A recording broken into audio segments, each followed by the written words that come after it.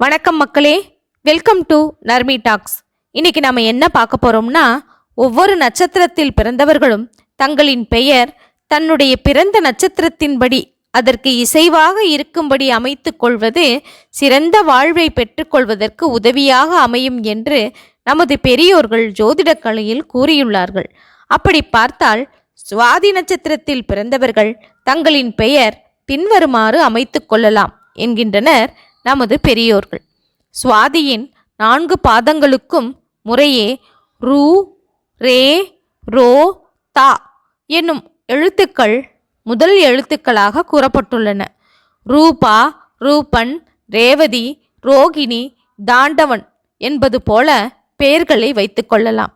தமிழில் ரூ, ரே, ரோ முதல் எழுத்தாக வருவதில்லை, தா மட்டும்தான் வரும்.